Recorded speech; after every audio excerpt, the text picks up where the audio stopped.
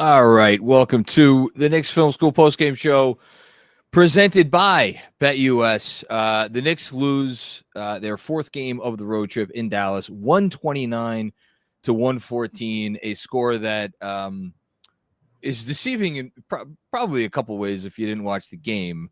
The Knicks wind up scoring, let me see if I could do some quick math, 76 points. Is that right? In the second half of this game? Yeah, because they scored 38 in the first half. And yet many of those, especially the ones that kind of came in the last 4 or 5 minutes of the fourth quarter, were pretty hollow. I'm going to warn everybody up front. This is not a game I'm getting freaked out over. I'm not going to sit here and be like, I am unbothered. I don't know that any fan could be unbothered after a loss, especially when the team that you are facing off against was missing 3 rotation players, including maybe, the second or third best player in the NBA. Although, oddly enough, I will say this, that Luka Doncic not playing tonight, well, obviously, we could talk about the impact that it had on Dallas's offense, although it didn't shit didn't look like it had much impact on Dallas's offense tonight. It helps them on the defensive end. And I think you saw that, especially in the first half. So, yeah, I mean, it's an annoying loss. It was a nice opportunity, you thought, going in to get the first 3 games of the 5-game road trip, and then you head into Charlotte on Friday with a chance to really clean up and go 4-1 on the trip. Now that goes off the table. Look, a 3-2 trip is still good. Anytime you go 3-2 on a road trip where the first 4 are out west, it's a good road trip. But we'll worry about Charlotte once we get to Charlotte. Let's talk about this game first. So the story of the game, I think there are a couple stories of the game. Let's start with the Knicks. It's been a while since we've seen a switching defense like this. And one of my questions that I have, and obviously I won't know the answer to this, is would the Mavs have switched as much if Luka was in? Without Luka, it was an easy decision because you have Derek Lively, who's one of the best switching bigs in the NBA. And boy, oh boy, I don't know if that guy's ever going to be able to put up the numbers or reach, like, I don't know, what level would he have to reach defensively with the numbers that he's probably going to get over most of his career to, like, make an all-star team or make a couple all-star teams. Guy's incredible. An absolutely incredible player, and just what he's able to do and the flexibility he's able to give you defensively with his ability to both switch and protect the rim. I'm actually kind of wondering how many bigs in the league are as good at both protecting the rim and switching out on defenders. Like, you got Bam, you got AD. He's probably in that conversation, right? I mean, I'm sure I'm forgetting someone obvious, but he's right there.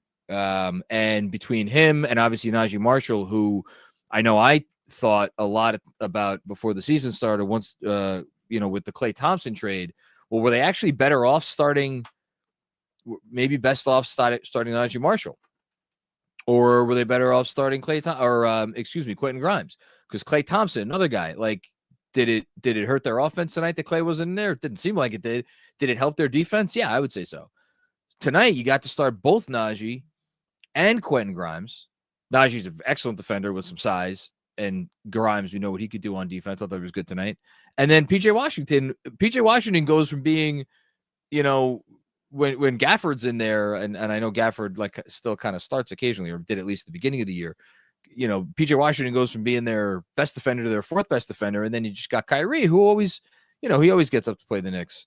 So that defense in the first half was able to switch everything against the Knicks, and it's like, maybe because it had been a while since they'd played a switch everything defense, but, like, they didn't know what to do.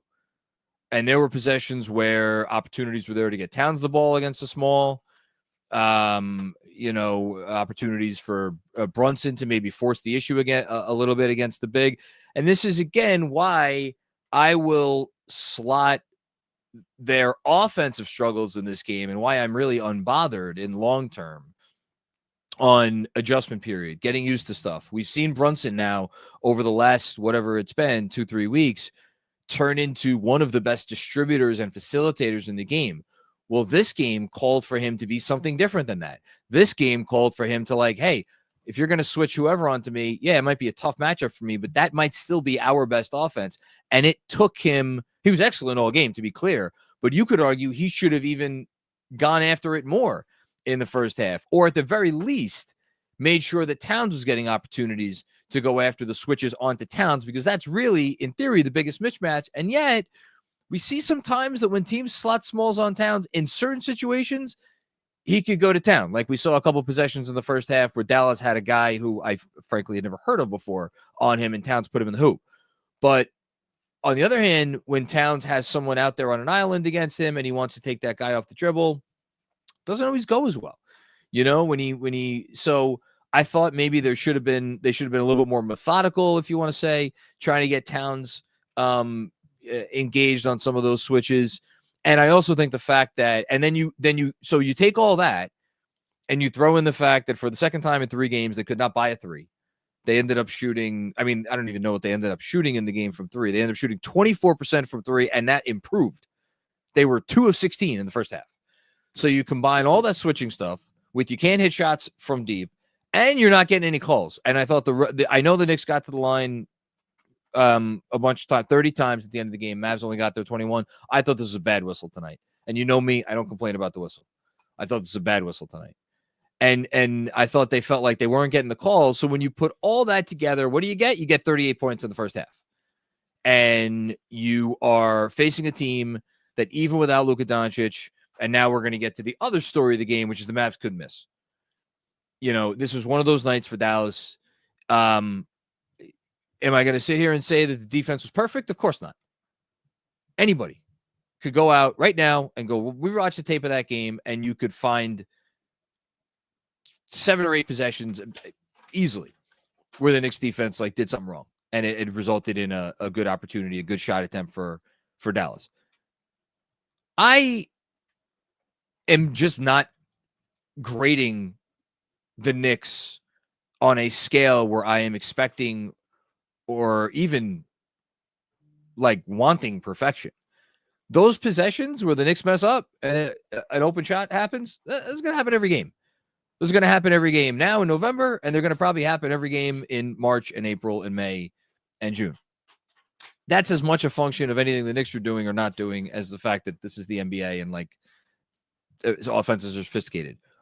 What I was impressed by tonight by the Knicks is I thought they had a lot of really positive defensive possessions. And we've been talking a lot about how can the Knicks bring more aggression on the defensive end of the court. I thought you saw that tonight. I thought they really tried to take it to the Mavs on a lot of possessions. Sometimes it worked out in their favor. Sometimes it didn't work out in their favor. And then at the end of the day, it didn't matter. Why? Because for as much as you could point to a handful or two of defensive possessions where the Knicks looked very poor, you could point to another couple of handfuls of defensive possessions where the Knicks did everything right, and the Mavs scored anyway. And it was just one of those nights for the Mavs, who ended up shooting 51% from downtown, made 17 of 33, and 56% overall. Spencer Dinwiddie, I don't know what happens to that guy when he sees the Knicks. I know he's had bad games against them. So I can't remember any of them. All I remember are the good games. He scored 21 points on 11 shots tonight. And I frankly don't remember the 3 shots he missed. So you had incredible shot making from Dallas all night long, almost regardless of what the Knicks were or were not doing on defense. And you had the Knicks taking a half to figure out the offense a little bit. And then that's your game. That's your game. It's as simple as that. Are there things that we could point to that are maybe more troubling than not?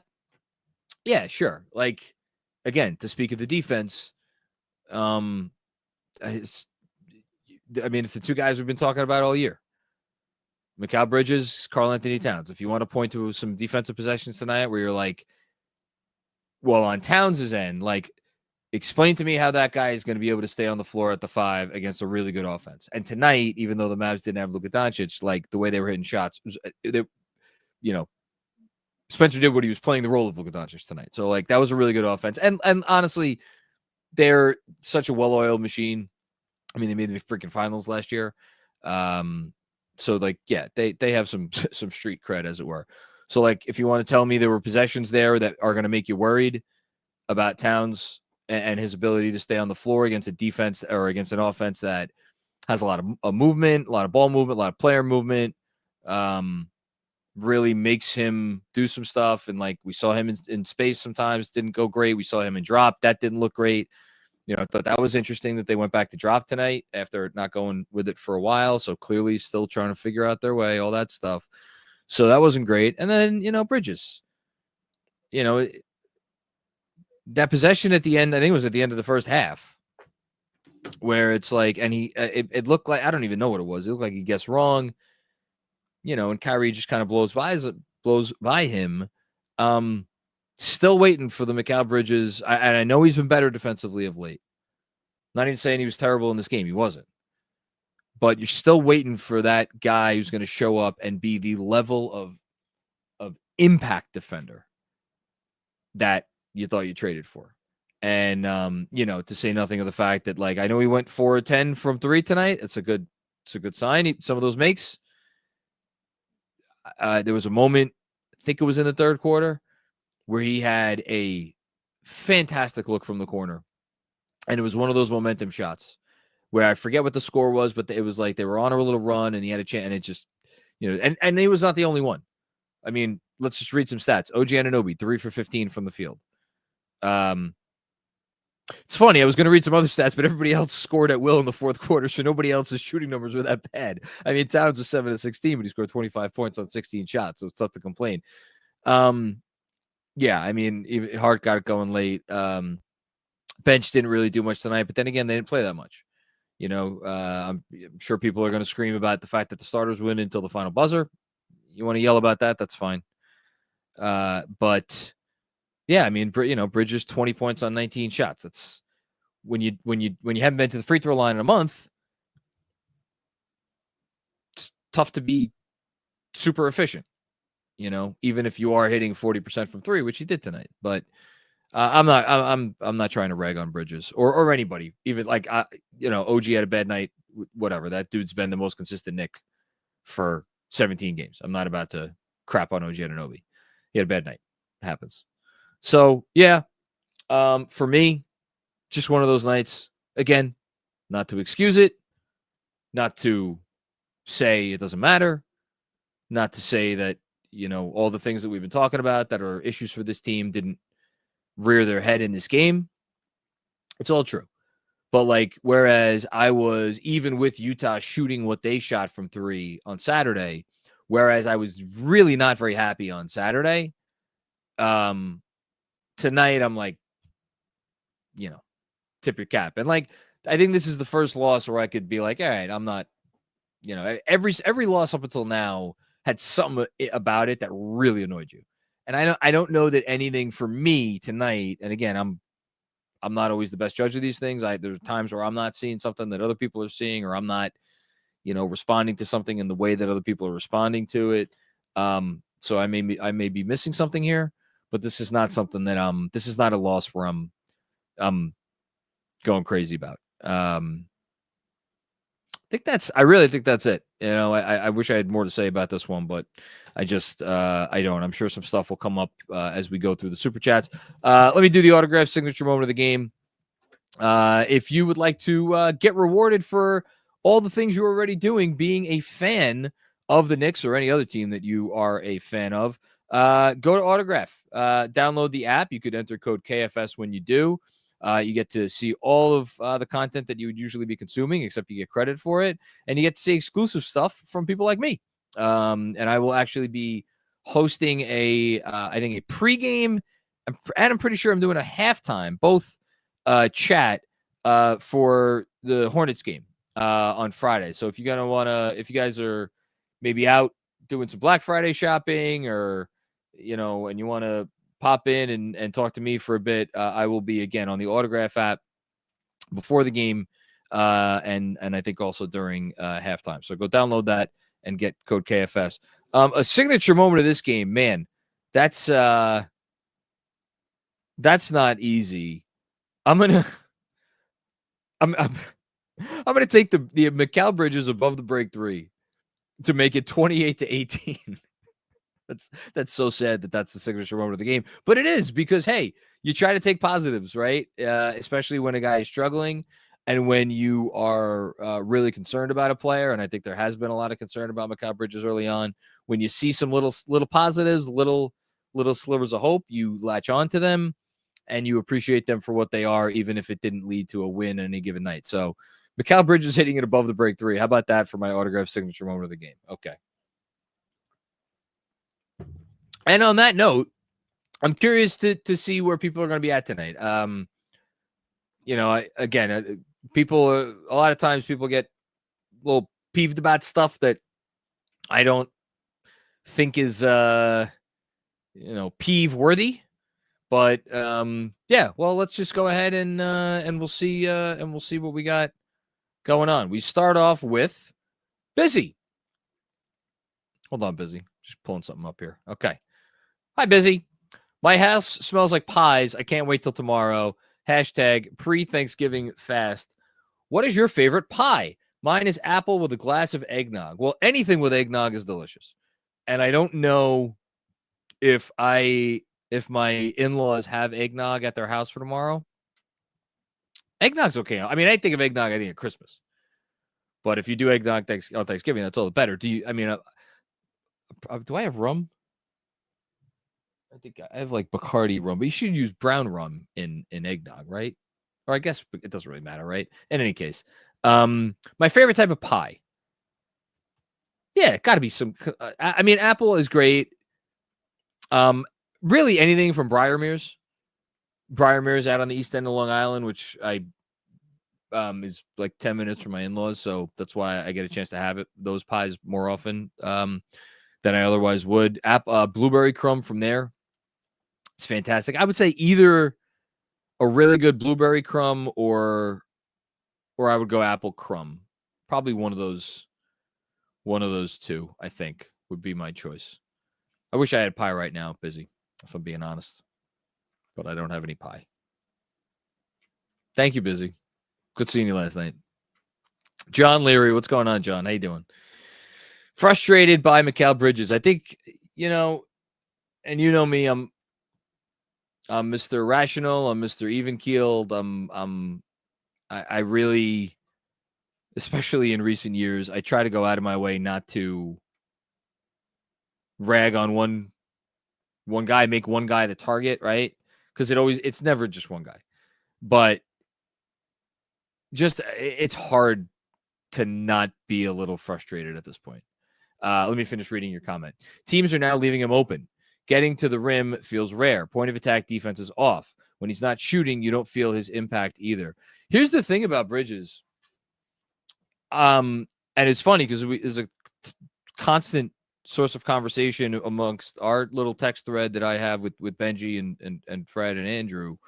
But I know if it wasn't Fred, I think it was Fred. Some reporter asked Tibbs recently, I think it was Fred, about, what about Mikal Bridges' shot diet? Are you concerned, he hasn't shot a free throw in a while? And Tibbs' response, which I actually agree with, was like, hey, he's shooting 1,000,000% from floater range. Those are good shots.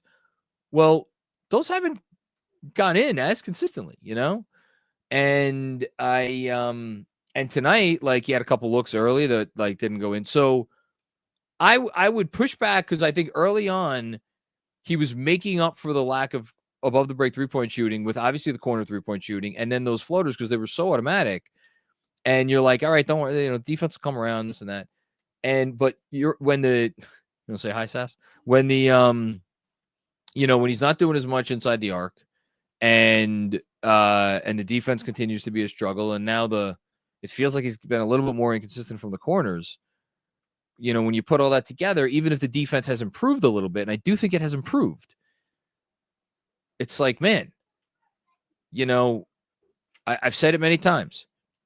You didn't trade for Mikal Bridges to be a superstar or even an all-star. You traded him for him to be very good to excellent in every area of the game other than like shot creation. And he has not been excellent in any area of the game other than corner 3-point shooting, and that's fallen off a little bit, and mid-range shooting, and that's maybe fallen off a little bit. So, it's not great right now, It's also 18 games. So I'm gonna continue to try to echo patience. There you go.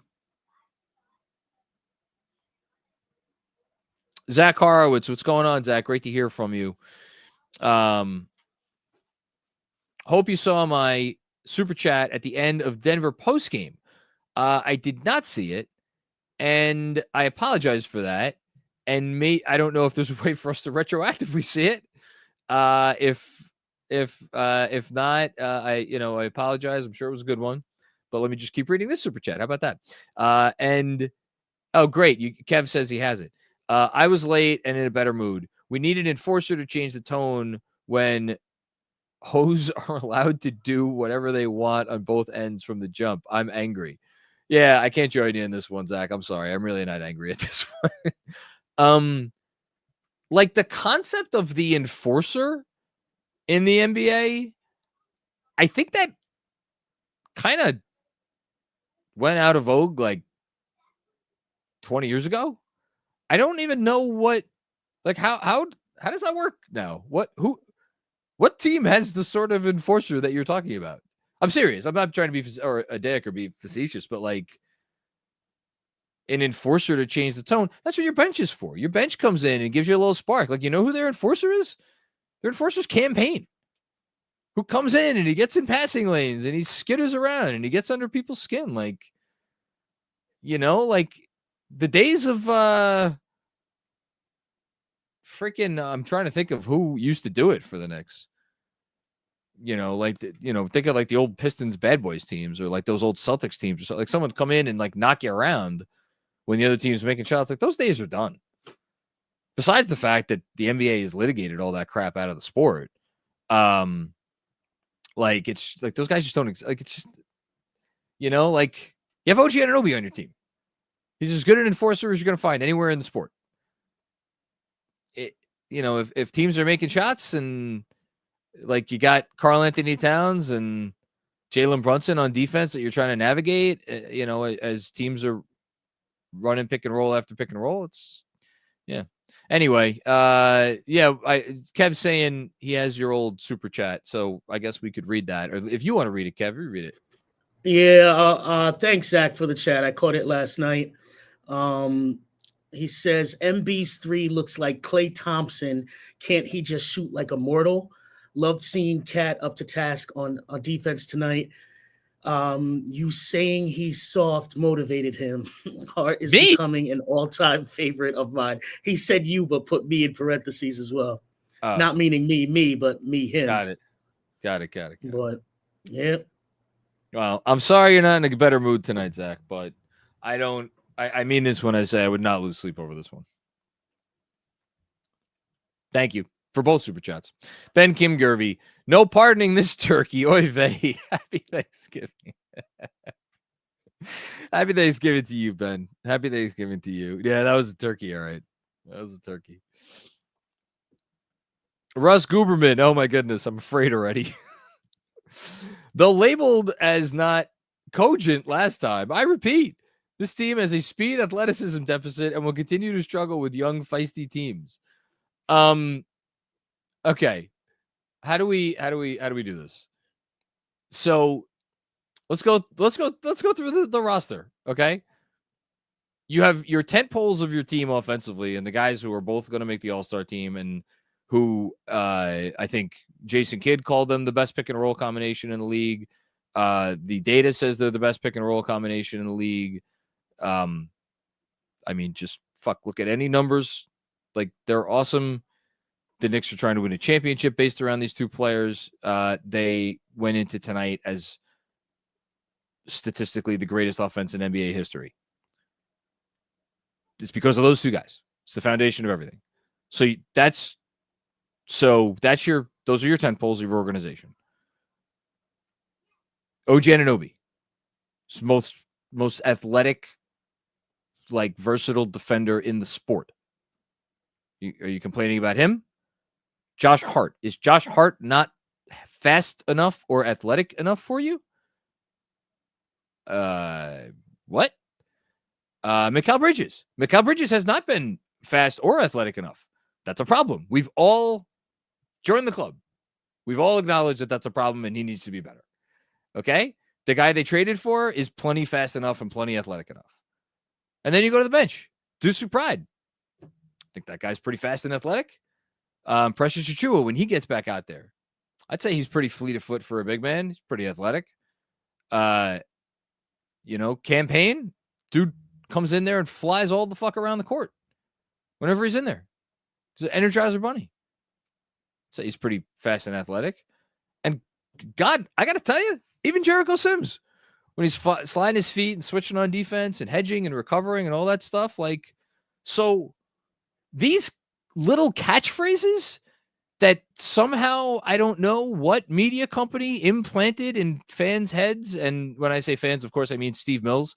Can't forget that story. Yeah, we were watching the Laker game a couple of years ago. We said, man, we got to get fast and athletic. How'd that work out for you, guys? I think Russ was sitting next to them in that game that they watched. Got us Emmanuel Mudiay. How'd that work out? Oh, my God. What a stupid comment. Thank you, Russ. Dom Cappuccini. Hi, Dom. Great time. We might as well get used to it because it's coming every time we see him from here on out. Oh, Grimes time. I can't read. No, I mean, he had a good night tonight. Hit some shots. Good for him. Happy for Grimes. I like Grimes. Grimes is a good kid. He worked hard here. I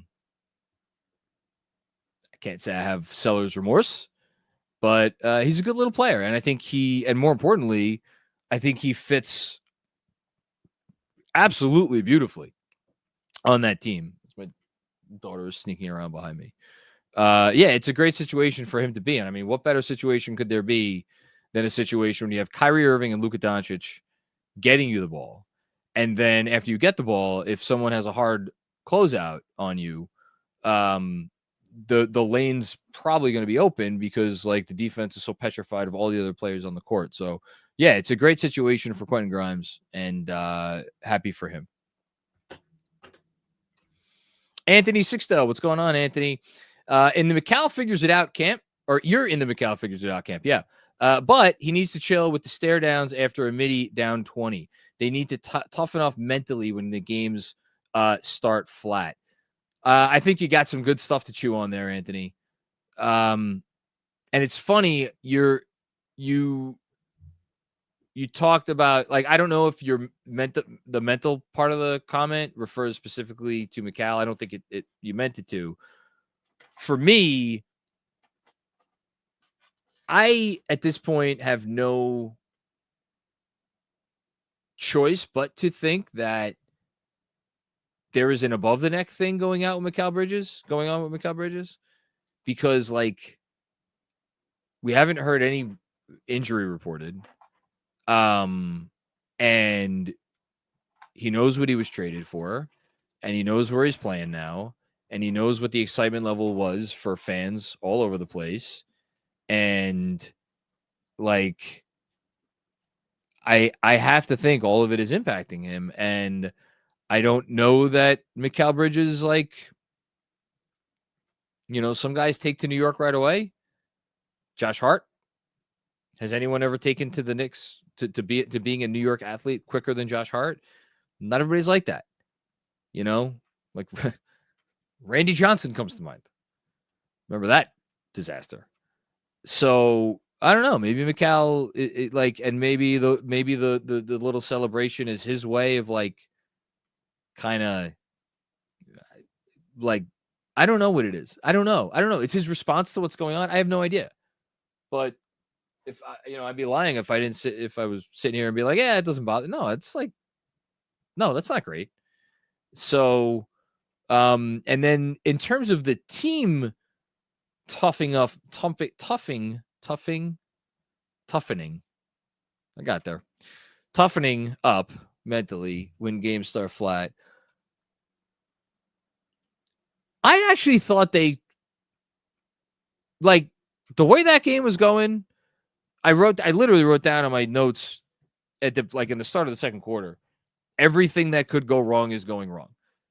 And I thought you could argue that the third quarter was even worse in that specific respect. Everything that could go wrong went wrong. I don't think they ever let go of the rope until like literally the last like 2 minutes.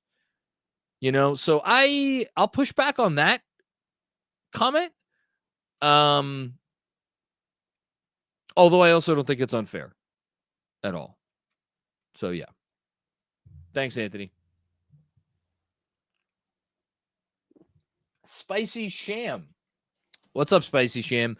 My UConn Huskies losing to 2 unranked teams and my Knicks losing to this version of the Mavs.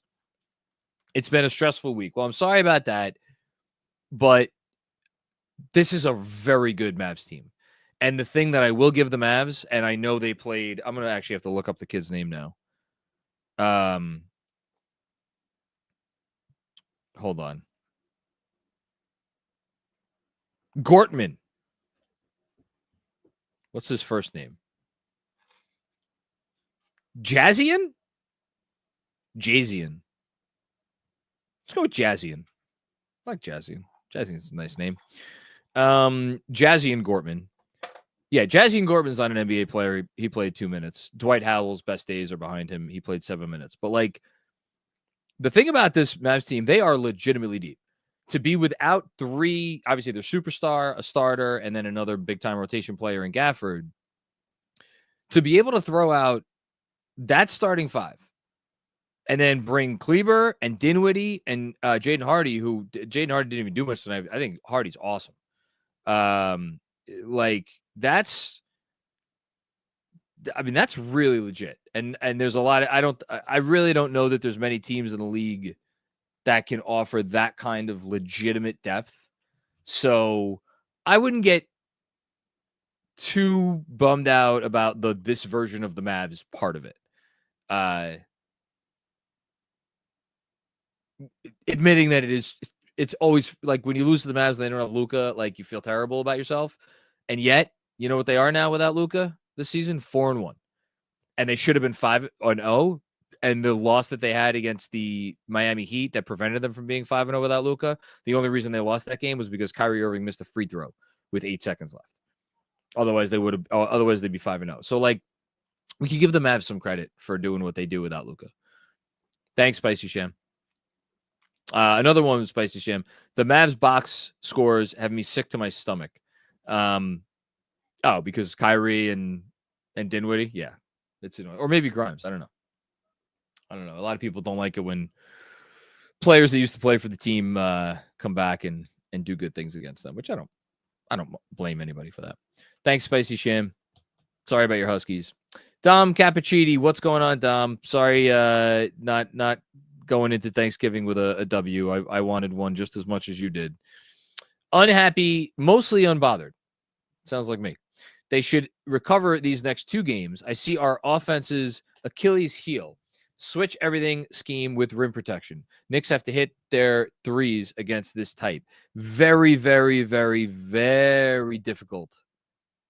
Very, very, very, very difficult to make to beat a defense like that if you're not hitting any threes. I think, especially when, again, you tried to go inside and you were missing some shots that you normally make. Like Jalen Brunson, for as great a night as he had, he missed a shot on a drive that I was like, man, how did he miss that? Towns missed some shots inside. OG had some good looks, and like nobody was hitting anything, So like when you're not hitting your threes on top of that, so yeah, but like, yeah, it's annoying. Is it their Achilles heel switching defense? I thought they figured some things out in the second half, which is more than we could say against Houston or Cleveland or Boston. So maybe this is the start, I hope, of them figuring out how to attack these sorts of defenses too. I mean, again, I know a lot of them came late, and I'm not touting this as like some major achievement, but you scored 74 or 76 points or whatever you scored in the second half. So it's a little something. Thanks, Tom. Will Oliver, what's going on, Will? Happy Thanksgiving, everyone. Let's forget that one. Yeah, it's funny. Mike Malone was asked by one of the reporters in Denver, do you flush that game down the toilet? And he went ballistic. Not ballistic, but he got upset. And I wonder what Tibbs' response will be to this one. I mean, Tibbs doesn't flush anything, but I don't know. I would be surprised if Tibbs was too upset about this one. Not that he's ever happy, because he's not. But yeah. Thanks, Will. Happy Thanksgiving, man. Chris Carter. Harvey Dent. So Harvey Dent is Two-Face. Trying to think of what the reference is here. Who's Two-Face? My Two-Face? Oh, yeah, that's it. See, this is where Kevin has common sense, and I don't. The Knicks are Harvey Dent. The Knicks are Harvey Dent. Yeah,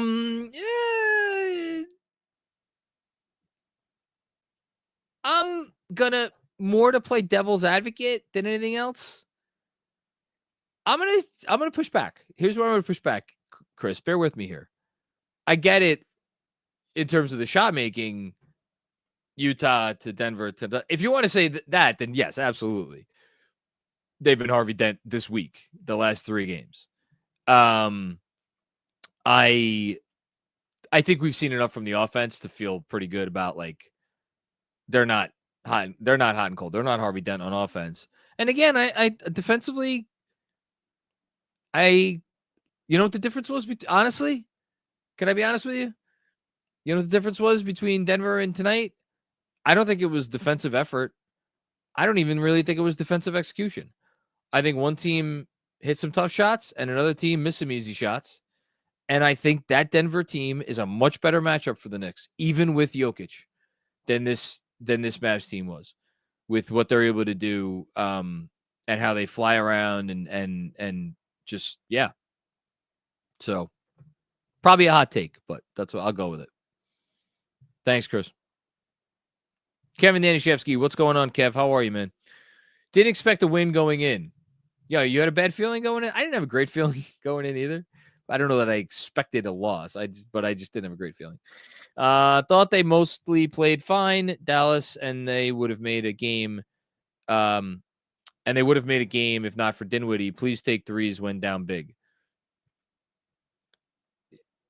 It's the thing with this team, when they don't hit threes at first, they kind of get gun shy, and they rely on, they go back to they go to their security blanket, and their security blanket is get short mid range, get to the rim, get to the foul line, try to get fouls.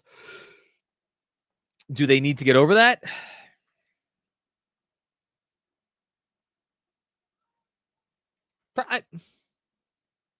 I don't know. There's differing opinions on that. There are people who think that, like, how many times have they lost when they've missed a bunch of threes, where people are like, they got to stop taking so many threes? I don't agree with that. You have a different view. The truth is probably somewhere in between. I don't know that they stopped taking threes. I agreed late, though. Like, they were kind of completely going away from threes, which, they took a few, but yeah. Anyway, thanks, Kev. Happy Thanksgiving. Joseph Melio. Let's do Kev. Let's do Joseph, and then I'll go to BetUS. Trying to stay calm, John. Is it that hard? Come on. I mean, they're 10-8. Would 11-7 feel a lot better than 10-8? Yes. Would 12-6 feel a whole lot better than 10-8? Yes, it would. If they could get these next 2, though, Joseph, if they could get these next 2 to go to 12-8, I think I'm gonna feel mostly okay. Anyway, let me read the rest of your comment. The inconsistency is driving me nuts. Looking ahead to a weak December schedule, I think 19-12 by New Year's is an absolute floor. Whoa! So that means they're going to be. Hold on, you have them going 9 and I could do math. 9-4. Okay. Let's talk about it. 9-4 over the next 13 games. Here are the next 13 games. Well, we don't know that. We can't know that for sure because we don't even know if they're going to be in the in-season tournament and who they're going to play in the in-season tournament. If they don't make the in-season tournament, who are they going to play? Oh, that's the other thing. Friday's an in-season tournament game. Okay. New Orleans on Sunday, who's very banged up, although they do have CJ McCollum back.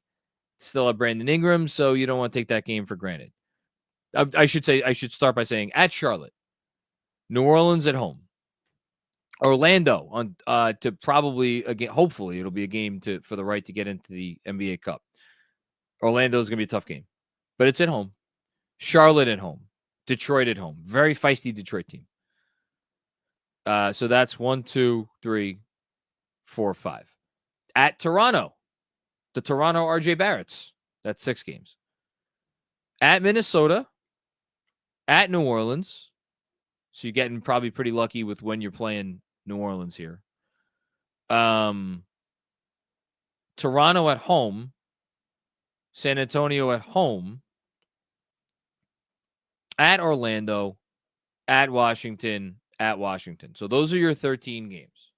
It's an easy schedule. It's not a cake. Nothing's a cakewalk in the NBA. But it's an easy schedule. Putting aside the NBA Cup games, do I feel comfortable saying that 9-4 is the absolute floor with that schedule?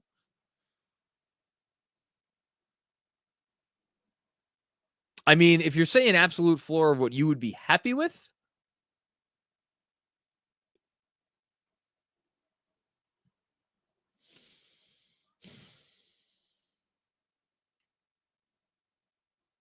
I'd probably live with 8-5. Don't ask me to say which ones, but would I be happy? Would I be okay with 8-5? I mean, they should clean up here.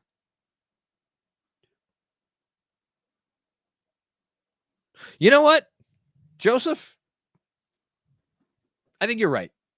I think 9-4 should be the expectation for those games. Put aside the NBA Cup stuff. I think 9-4 is like, you're a good team. You don't even have to be a contending team. You're a good team. Go 9-4 in these next 13 games that are on the schedule right now.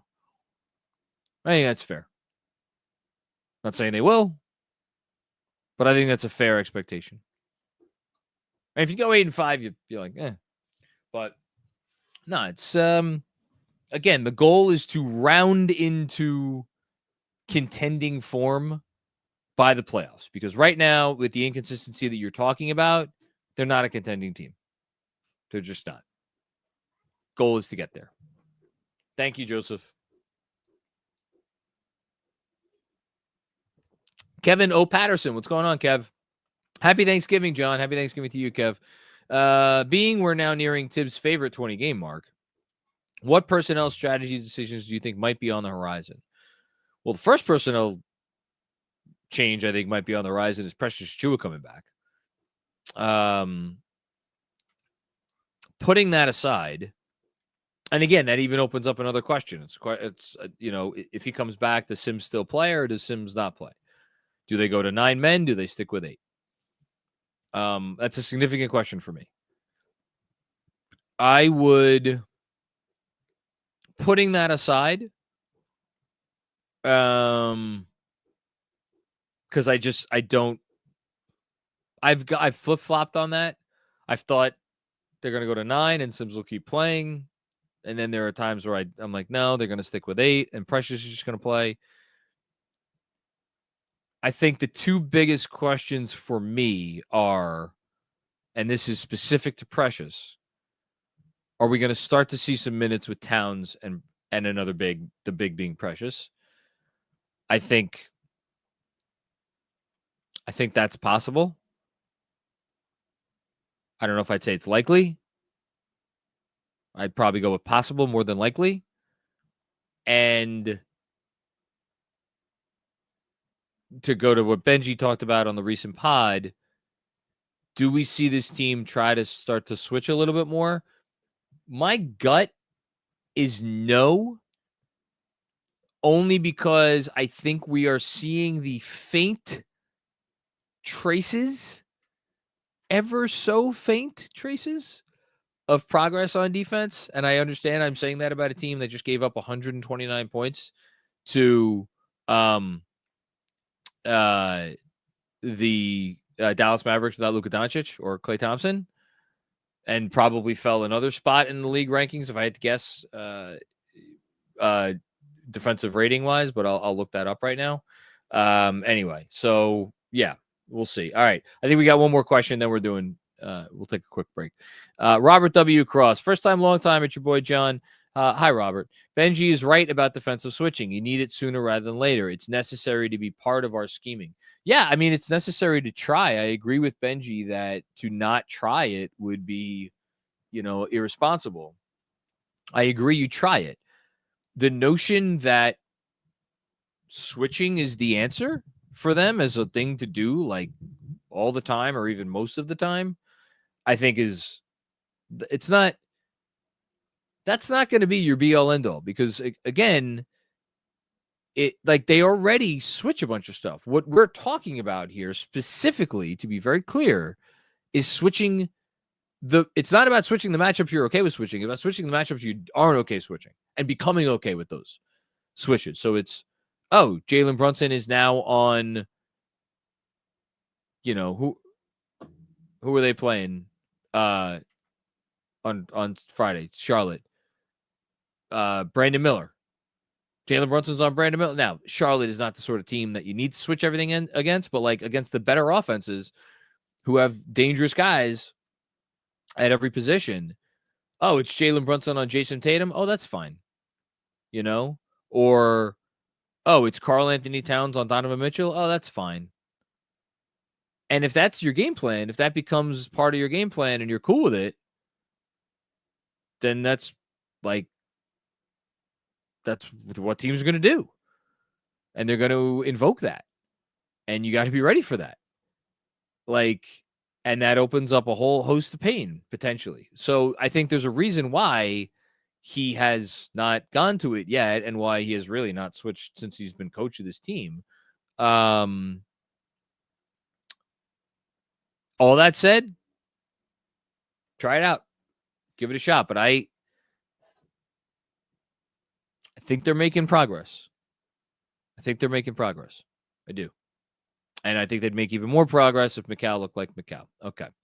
On that note, quick word from our friends at BetUS. If you're looking for a new book this basketball season, BetUS, of course, is the answer.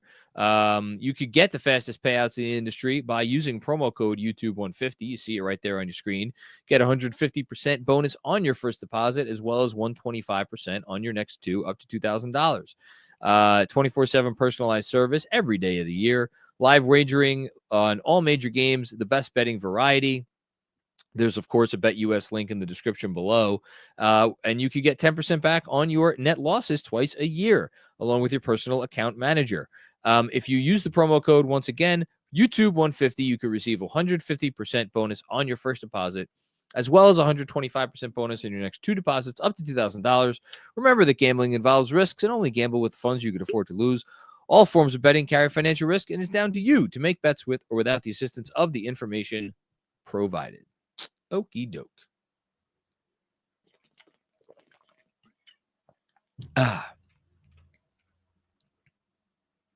Hush Zoo. What's going on, Hush? Make or miss league type of game. Mavs role players hit some tough shots. OG was due for one. Just a throwaway loss. Happy Thanksgiving, Knicks Film School family. Let's go Knicks. Well said, Hush. Well said. I wasn't sure. You tend to run a little hot and cold, Hush. I wasn't sure what kind of energy you were coming in here with, but no. I like that. Happy Thanksgiving, man. Colin Reardon, the amount to which penetration is allowed is insane. Little double entendre there. Yes, there was a lot of penetration going on with the Knicks, and it's not great. And that's, and it's coming in multiple ways, right? When you play drop and you don't get around the screen, you get people in the lane. When you hedge and you don't easily cut off the pass, and then your defense is momentarily left in a 3-on-4 situation, you get penetration. And then which is why you have Robert, Mr. Cross here, talking about they got to switch more because that's the only way you do it. Look, I'll look it up now. What I haven't looked up in a few days what it is. I'll look it up right now. They have been good for most of the year in terms of limiting opponents' shots around the rim. Before tonight, going into tonight, opponents, they were 9th in the league in terms of limiting opponent shots at the rim. And for whatever it's worth, 15th in the league at limiting opponents' shots in the short mid-range. So, I think opponents are getting a little lucky against them. I'm looking at cleaning the glass here. Their location effective field goal percentage defensively, location effective field goal percentage. And this, by the way, this number was very low in the beginning of the year. They are 14th, which means based on the shots they're giving up, you would expect the Knicks to have or to be giving up the 14th best, basically league average efficiency to opposing teams. Instead, opponents are shooting 57 effective field goal percentage against them, which is the worst mark in the league. No defense is giving up a higher effective field goal percentage than the Knicks. Now, some of that is just not good enough defense in various areas. You're not last without doing a whole bunch of stuff wrong. But when you look at what they should be based on the shots they're giving up and what they actually are, and there's a huge gap there, I think some of this is probably a little luck that's due to regress. Again, Mavs shot the daylights out of the ball tonight. But, they're not giving up a ton of shots at the rim, and teams just hit a lot of threes against them. That's the reality. When you get that penetration and you get that kick out, it feels like nobody's missing. But that comes with not making teams uncomfortable. And say this, the Knicks had some good defensive possessions tonight where they got into the Mavs and they got steals and they got turnovers and it led to some fast breaks and they did some of that good stuff. At no point did you get the sense that the Mavs offense was ever uncomfortable. And maybe that's just a credit to having Kyrie Irving on the floor and like Spencer Dinwiddie on the floor and just having a team that just went to the finals so they don't get easily rattled. Like, I don't know. But, they're still not making teams uncomfortable enough. Thanks, Colin. Suhu San. What's going on, Suhu? What's going good to hear from you. Thank you for the generosity, man. This game was upsetting to watch. Okay. I'm still waiting for the team to get it together on defense. Why is it always against Kyrie Irving led team? Yeah, Kyrie Irving, I believe now 19-2 in his career against the Knicks. You want to talk about genuinely upsetting. That is genuinely upsetting. Knicks, by the way, to my point about the defensive rating a second ago, they are now down to 24th in the league in defense. So not great. Not great. Yeah, I mean, we are waiting for them to get it together on defense. Totally. I still feel like we're seeing signs that this could be at least the league average defense, and I will go back to the talking points I've been saying all year. Get to a level of basic competence going into the playoffs and something that is repeatable basic competence where you're not going to get thrown by what team A or team B or team X or team Y is going to throw at you. You don't need to be great. You don't need to be great on defense. And you just got to get to a point where you're competent, consistently competent. And you have another, how many games to get there? 64 games to get there? That's kind of where I'm at. That's kind of where I'm at. Thanks, Suhu Sam. San, excuse me. Dom Cappuccini, what's going on, Dom? I really didn't mind the defense overall, so this is a bit of a different view. It's really hard to keep a deficit to just 8 or 10 against a top 10 offense when you shoot 26% for a half. It won't happen the next game. Yeah.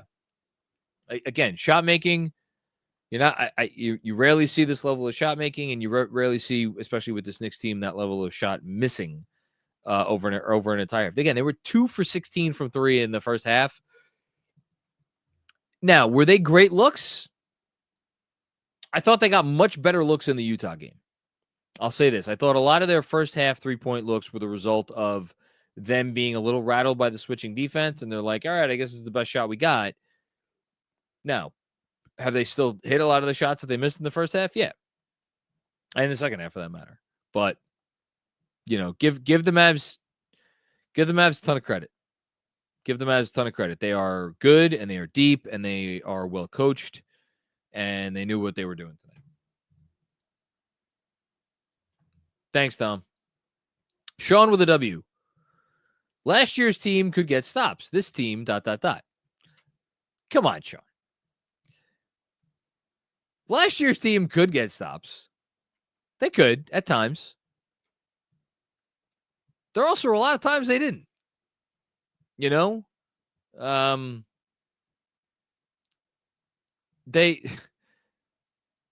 Last year's team was not, I don't know that I would call last year's team any kind of a defensive juggernaut. They were good. They were a good defense. I don't even remember where they finished defensively last year. They were the 9th best defense in the league last year. Like, they were good. They were solid. Again, we're not asking them. I don't need them to get the 9th this year. Get the 12th. Get the 13th. Get the 14th. Shit, just get top half. The thing I will say to your point is when they are playing a good offense or an offense that is good and is on, do you have the confidence that they will be able to get enough, if they go down, that they will be able to get enough consecutive stops to get back in the game?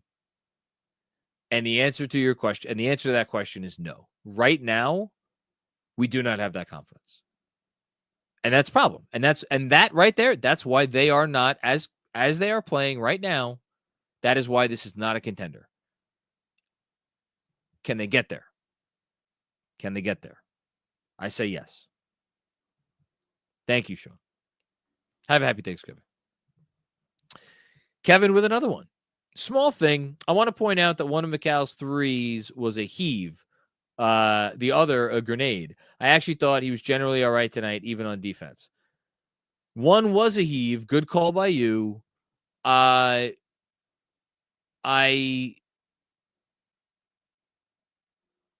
don't remember. I'll take your word for the grenade one. I don't remember it. So let's say there was the grenade. Then he's 4 for 8. It is funny, and I'm not saying it's fair. It's not fair at all. It is funny when a guy is, generally speaking, struggling from deep. When he has a good shooting night, you remember the misses so much more than the hits. Isn't that funny? It's funny to me. In fairness, though, also to your grenade heave point, he hit a 3 at the end that meant nothing. And probably felt like a practice shot. So, but defensively, was he okay? Yeah, but you know why you're saying that? You know why you're saying that, Kev? Because the bar is you've lowered the bar. And I gotta tell you, I don't want to lower the bar with this guy. I want him to be the guy that we thought we traded for. And we're not there right now. We're just not. We're not really close to there. Thanks, Kevin. Robert Cross. What are you doing, Robert? Thankful for the KFS community. Great town hall last night. I'm thankful for the KFS community. The fact that we get to do these town halls once a month is just one of my great joys. And the fact that it's a bunch of people who, support this project with their wallet, and that is hard, especially when the economy is rough. But we have the best fans in the world, and we have the best patrons in the world, of which you are one, of course, Robert. So yeah, thanks to all the patrons who are in our Monroe tier and who come to these town halls, and we always have a good time. So already looking forward to the next one. Knicks enjoyer. Funny, I want to ask you, did you enjoy tonight? Hopefully you did. Huck Porty was disappointing tonight. Multiple times he was not warming the bench correctly. No commitment. You know what to do with that. Thanks, Knicks enjoyer. Oh, goodness. Sean with another one. Mikhal's gonna be getting the Julius treatment soon. Oh man.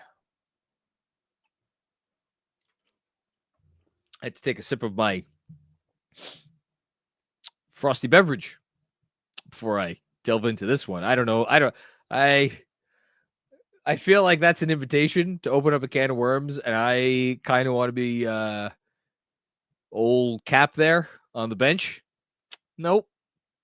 No, I don't think I will. Man. I don't know that that's the comp.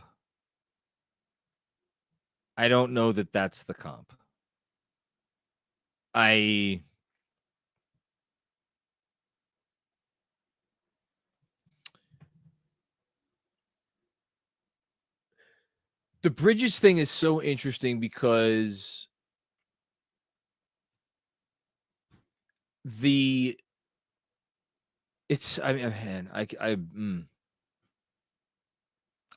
could feel like I could talk about this. I really don't know if I want to open this can of worms. Let me just focus on the Bridges part of it.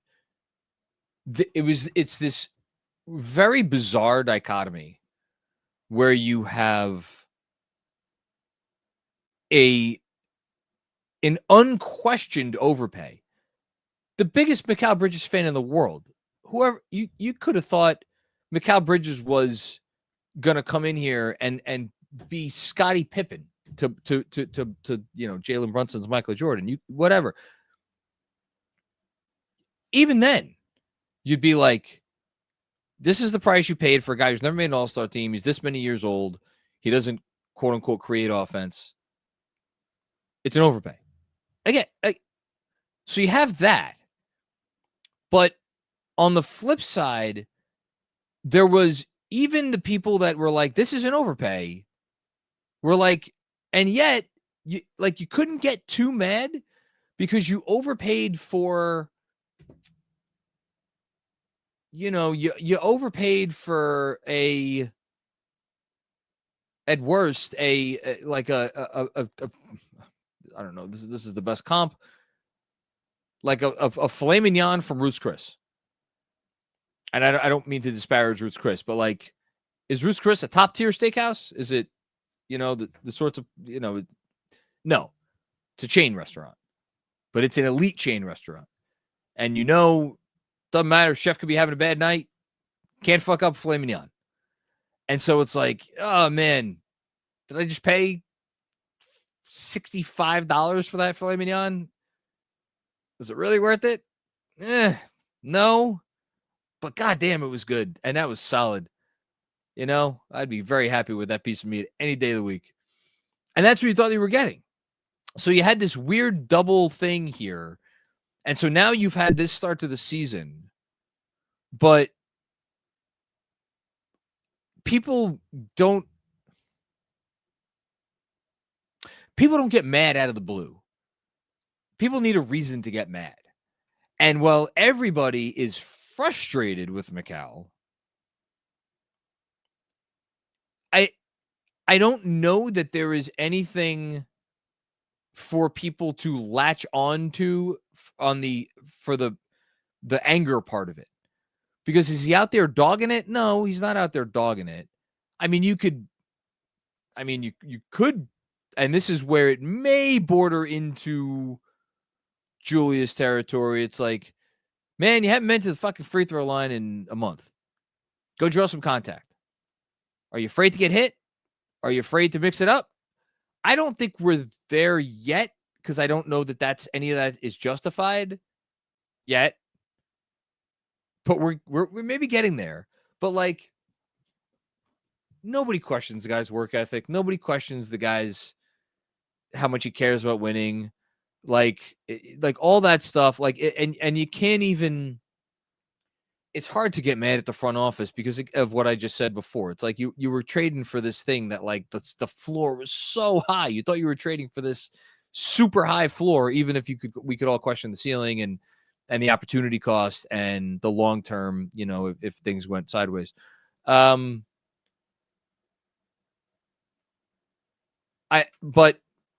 all of that being said, like if he's this in February, at that point, I just don't think people are going to care. People are just going to be like, I don't. But you got me, and you know how to get me on a roll, Sean. The difference. People got like angry, not even sports angry, like angry at Julius. I'm not going to go. This is where I'm not getting into it. Just go read a Minnesota Reddit thread right now. We know the reasons why people got mad, but they were right there. They were in your face, right? You could go find the clip of the guy standing there and looking as somebody runs by him and gets a layup or whatever.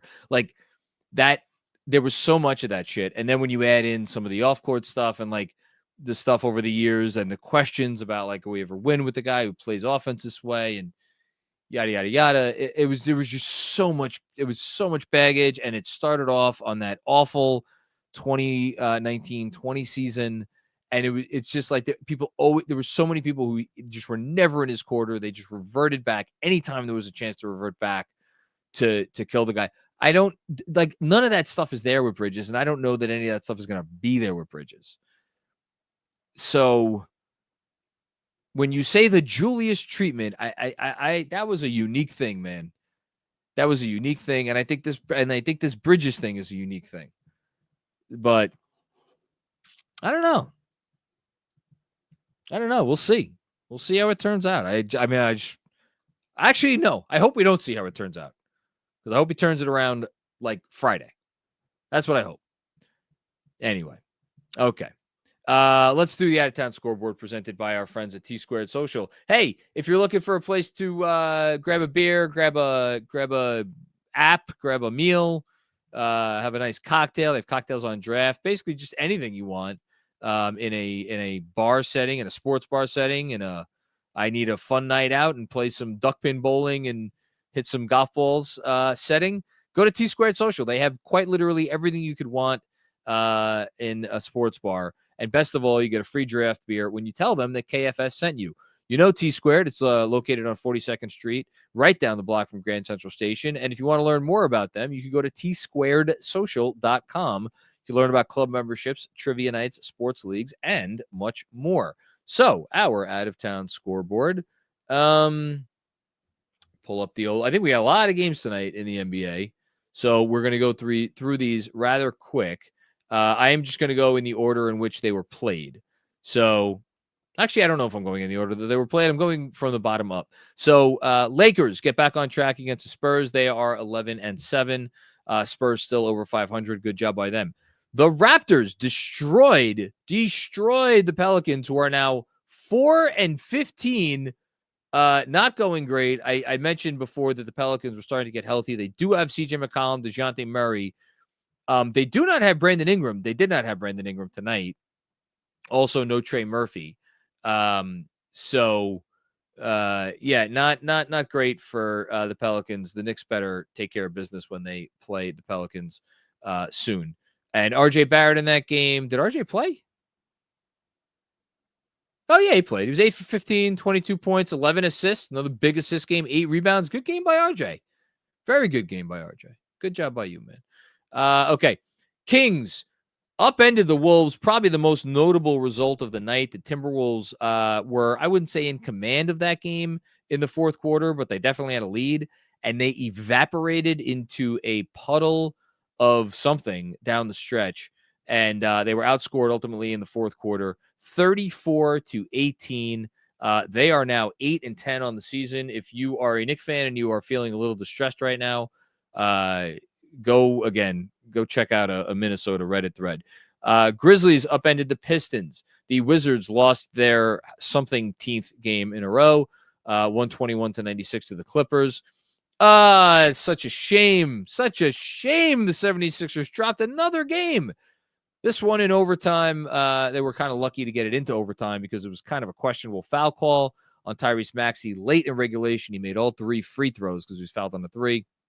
Rockets dominated the overtime period. Jalen Green, 41 points. How you doing? Magic beat the Bulls. The Magic just keep on rolling, man. A strong 3 seed right now. Pacers trying to get on track. They upended the Blazers. Again, another close win, closer than it probably should have been for the Blazers or for the Pacers. And then last couple, the Hawks send the Cavs to their second defeat of the night at home, their first home defeat. Trae Young had 22 assists. Holy shit. 20 points, 22 assists. Heat won. They're 500. Thunder beating the Warriors. Warriors, no Steph Curry. Nuggets about to beat the Jazz. And the Nets, my Lord, the freaking Nets, man. The Nets are kicking the crap out of Phoenix in Phoenix. Wow. I can't believe I can't believe what I said. The Nets are one of the best stories in the NBA, if not the best story in the NBA. Who saw that coming? Not me. I'll tell you that. Okay, that was the Out of Town Scoreboard presented by T Squared Social. Let's finish up here. Jay Vertical, what's going on, Jay Vertical? Notice in the third, the Mavs got JB Cat on the pick and roll, and it was free points every time. Yeah, if you're going to be distressed about the defense tonight, that's what you're going to be distressed about. Is there really a fix for this? The Knicks must feed Cat in the post from the tip to avoid slow starts. Open everything up. Fair comment about the offense. Here's the thing about why I think this is a unique situation. With Lively out there, you don't have any other place to put Cat because you're just not going to stick OG Anunoby on Derek Lively. So, and Lively's the guy that they want screening. Or if it's not Lively, it's going to be, Maxi Kleber. And in that case, was there someone else you could have tried to hide Cat on other than Kleber? Not really, because their power forwards, or the guys that are ostensibly their power forwards, are like PJ Washington, man. That dude's good. So you had to stick Cat on the big, and then it's about, all right, well, where are you hiding Brunson? And you saw at times, and I can't remember if this was in response to what was happening in the pick and roll, or this was before the pick and roll, and it's why you got the pick and roll stuff that you got. What are you going to do? You're going to hide Jalen Brunson on Najee Marshall, who is a brick shithouse and was making shots left and right tonight? That's not a great hiding spot, They obviously tried to hide him on Quentin Grimes, but again, if you get Grimes involved as a screener, which I think that the Mavs, what they did tonight was they did a beautiful job of getting all of these guys screened. All of their guys screen, all of their guys move. That's what I mean when I say it's a dangerous offense. So my point is that the fucking last thing the Knicks wanted to do was get JB and Cat involved in these pick and rolls. And yet that happened more often than not because of some of the unique matchup problems that this Dallas team presents you. The question then becomes, well, how many other teams present those sorts of problems where they have the caliber of a Spencer Dinwiddie or as their backup point guard? Like, again, and it's Spencer Dinwiddie. Spencer Dinwiddie's not as good. He's just as good against the Knicks. So, I don't know that I want to go crazy about it. If you are going to be glass half empty on this one, what does it mean? it might mean like they're going to have to be really thoughtful about the minutes that Towns and Brunson are both on the court in the playoffs. And what is the right number for that? And what is the defensive scheme or schemes that you are playing during those minutes? Here's the good news, Jay Vertical. Like, there are a lot of teams in the league that have a ton of shit to figure out. A ton. If the Knicks could figure out this one freaking thing, this one freaking thing, we just got to survive X number of minutes per game. It might only be like 20, where Jalen Brunson and Karl-Anthony Towns are both on the floor without a five, another five. You're gonna win the championship. Just figure out that one thing. And they got, again, 64 games left to do it. And this team is going to be a getter for a while. So I think they're going to have an even longer runway. It's like, man, you figured this out for the right playoff run. Going to be having a parade down the Canyon of Heroes. Just figure out this one thing. It's one thing. Thanks, Jay Vertical. Zach Horowitz with another one. Brunson is an enforcer. The charge that changed the tempo for a bit. More like somebody to put the refs to task when they're lost. Hate the games where we see bad calls where the bad calls first off and the opponent feeds on it. Yes, sure, but we've also seen games this year where Jalen Brunson, where they maybe are struggling, and Jalen Brunson goes into the mode of like, all right, I got this. I'm going to draw some fouls, and then the fouls don't get called, and I'm sitting here on post games with people yelling at me like, why is Jalen Brunson not passing the ball? Why is he being so selfish? So, it's like a little bit like you're damned if you do, you're damned if you don't. I get what you're saying. The refs are going to do what the refs are going to do. You can't. I don't think you could play to the refs, and I actually think the refs, I actually almost think that the Knicks were trying to force the refs' hand a little bit too much tonight. It's just, it's nasty business when you get involved with ref stuff. Thanks again, Zach. Deepak, what's going on? Deepak, felt like this team was beating themselves at a point. Mavs hit some tough shots. Tip your cap. We'll be okay. I have faith in Cap. Can't wait to have Mitch and Precious back. F. Joel Embiid. LOL. Were they beating themselves tonight? Yeah, at some point. Sure. That's fair. I agree.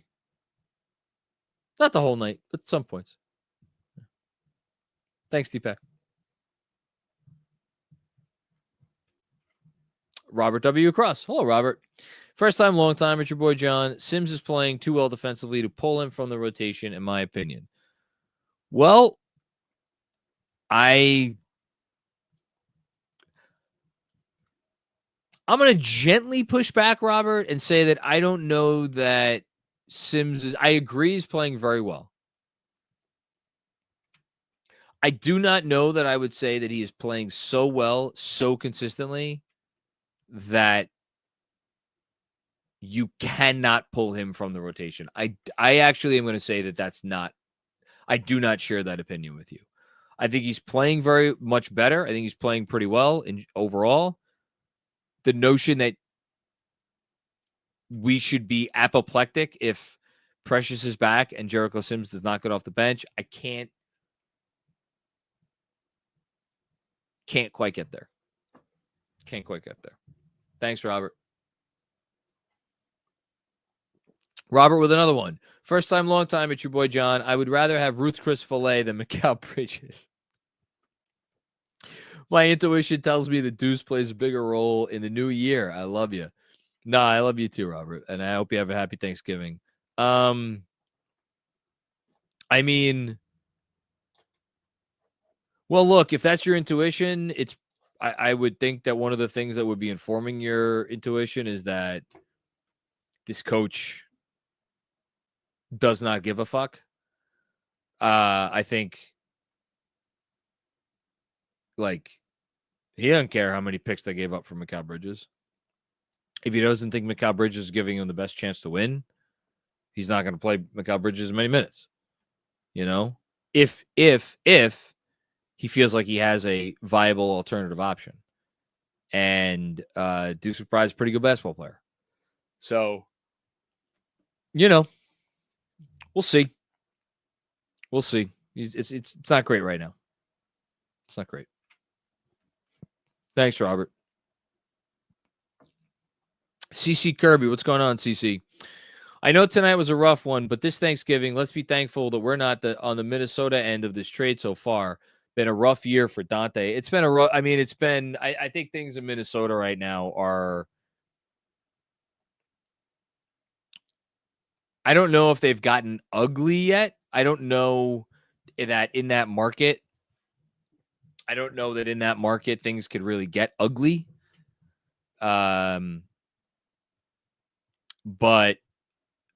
I do like, we could talk about whether the Knicks should have done what they did for Mikal Bridges or should have done what they did for Karl-Anthony Towns and the bets that they made and all of that stuff.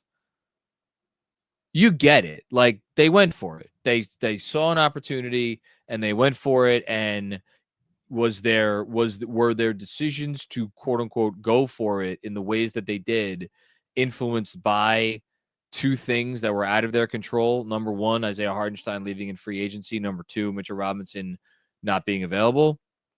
Yeah, I think you could very easily argue that did push their hand a little bit, but like, they made a bet. They made a bet. They made a basketball decision. And we'll see if that basketball decision winds up paying off. If they win a championship, it will have paid off. If they don't win a championship, then it won't have paid off. But the Minnesota Timberwolves went to the conference finals. And they had the lead, I'm pretty sure, in all three of the first three games of the Western Conference Finals. They led all of those games in the last 5 minutes, I think. Or either they led them or they were like right there. I'm pretty sure they led all of them. And they blew up that team. And it was because they didn't want to, and it was because they have this ownership shit going on. And Karl-Anthony Towns is due whatever the hell he's due, $180 million or something over the next 3 years, whatever it is. I don't know. So I imagine it's probably pretty frustrating to be a Minnesota Timberwolves fan right now, especially when you see what Towns is doing offensively here in New York. And you knew that you had a formula that insulated him on defense, with Rudy Gobert. Thanks, CC Kirby. Kevin Danishevsky with another one. Minnesota is 8-10. Speak of the devil. By the way, checking on if we can get DDV back this year. I still need to look at it. But the moves made this team soft. By the way, Gavin from Locked On Knicks asserted my give Mikal 2 weeks theory on XJ's pod. I know you don't agree. Could use it. I'm not sitting Mikal Bridges on the bench for 2 weeks. I'm sorry. I'm just not doing it. He'll figure it out on the court. I know you're making a joke about the soft thing, but yeah. Thanks, Kev. All right, that's it. We're done. And we got out before 11:30. I'll take it. No, we're not. Ladies not and gentlemen, we are wrapping up today's show. Somehow the mastermind known as Jonathan Macri was able to get 85 minutes out of this game, recapping it, because you are a legend, sir. John, grab a drink if you wouldn't mind. I don't know if you have one near you. You have one near you. Kev, do you have a drink? Water works if you want to do that. On behalf of Seltzer, that works. On behalf of Knicks Film School, in my Knicks Film School glass, which is available right now at the Knicks Film School merch store if you want to get your Knicks Film School merch, we just want to wish everybody a very happy Thanksgiving. I know that the Knicks did not play their best game tonight, but we are still thankful for this team that we get to root for, this organization that is much more confident than it was when we were doing these toasts 5 years ago. And more importantly, to this family, this community that has blessed us with so much. over the last several years. We just wanted to wish you and yours here in the States a very happy Thanksgiving, and to my brothers on screen as well. Kevin, Jonathan, happy Thanksgiving to you and yours. I will say thank you to Andrew, the captain of the ship here. Kev, cheers to you. And yeah, just to close it out, we are always cognizant here at Knicks Film School of the unique position that we are in to be able to express our fandom in such a way that we not only get to do it, but we get to do it with so many other great Knicks fans, not only in New York, but across the country and indeed across the world. And I know not everybody maybe watching us tonight or that watches us generally celebrates Thanksgiving, but just know that whether you do or you don't, everybody here is thankful for every person who consumes any bit of content that we put out, because you allow us to live our dream. And I know that I wake up every day and am extremely thankful that I get to do a dream job that I didn't know existed, years ago.